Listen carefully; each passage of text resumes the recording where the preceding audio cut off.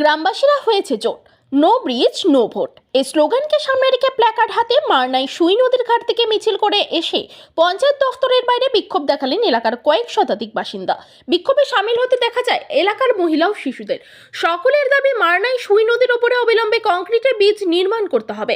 জানা গিয়েছে গত মাসে ইটাহারে মারনাই অঞ্চলে সুই নদীর দুপারের বাসিন্দারা ভোট বয়কটের হুঁশিয়ারি দিয়ে আন্দোলন করেছিল, কিন্তু কোনো প্রতিশ্রুতি না পেয়ে তারা এবার পঞ্চায়েত অফিস ঘেরাও করে বিক্ষোভ দেখান। তাদের দাবি ইটাহারে মারনাই, কাপাসিয়া ও জয়হাট এবং মালদার চাচল 2 নম্বর ব্লকে চন্দ্রপাড়া পঞ্চায়েতের সঙ্গে যুক্ত এই রাস্তা, কিন্তু বামফ্রন্ট সরকারের আমল থেকে কেউ ব্রিজ করার উদ্যোগ নেয়নি। ফলে নদী পারাপারের বর্ষায় ভরসা নৌকা এবং অন্য সময় বাসে সাঁকো, এমনকি জল দিয়ে হেঁটে নদী পারাপার করেন অঞ্চলের 20টি গ্রামের কয়েক হাজার মানুষ। এভাবে নদী পার হয়ে অসুস্থ গর্ভবতীদের নিয়ে মারনাই ও ইটাহার হাসপাতালে আসেন তারা। এমনকি মারনাই হাই স্কুলে আসেই নদীর ওপারে শতাধিক পড়ুয়া। বিক্ষোভকারীদের অভিযোগ, ভোট আসলে জনপ্রতিনিধিরা শুধু মিথ্যে প্রতিশ্রুতি দিয়ে দায় সারে, তাদের মিথ্যে প্রতিশ্রুতি আর তারা মানবেন না।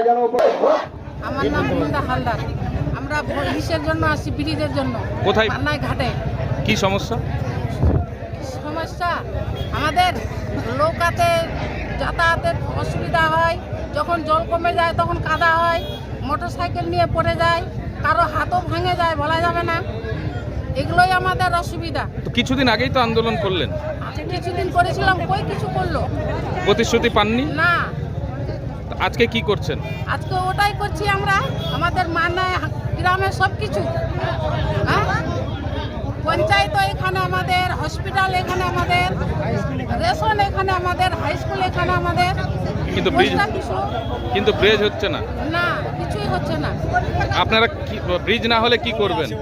ব্রিজ না হলে কি করবো? আমরা ভোট দেবো না। আগে আমাদের ব্রিজ চাই, তারপরে আমরা ভোট দিব, না হলে দিব না। সবাই একতা হয়ে থাকবো।